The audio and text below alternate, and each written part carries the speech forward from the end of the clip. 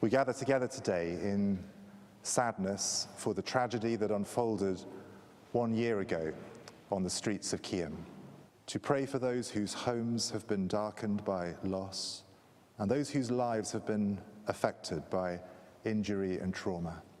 It was an anniversary that everybody in Plymouth knew was coming and that would bring back memories of the awful events of last summer. This morning's ceremony at St Andrew's Church, attended by family and friends of the victims and city leaders, was a fittingly sombre and reflective affair. A year ago, there was a real sense of shock and horror and grief. And I think that a year on, that sense of grief and loss is still just as real.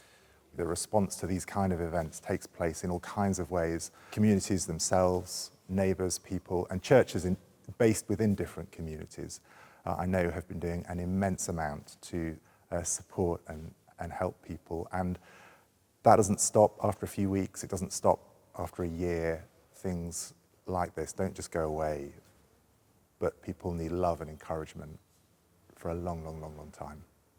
What we're hearing from the people of Keyham and Ford is that this community doesn't want to be defined by what happened here on August the 12th last year.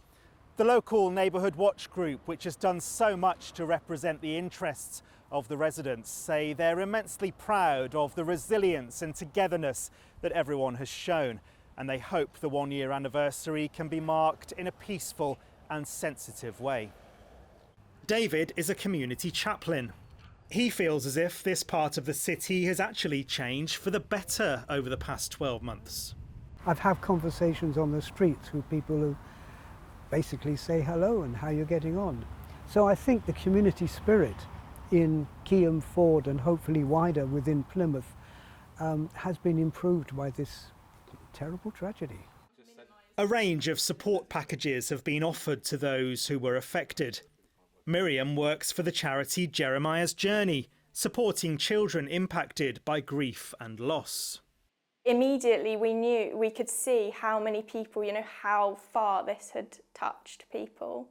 We've put in over 750 hours of work in various different ways. We've done groups and, we've had referrals from people who've been impacted by Keyham, and then our helpline is still open to those who would like advice and support. It has affected us quite a lot. Yes, it's been very tough mentally and physically. But a year on, we're seeing what can be done, how the communities can be united. And I'm really amazed that the majority of the Keyham community has come together so well after what happened.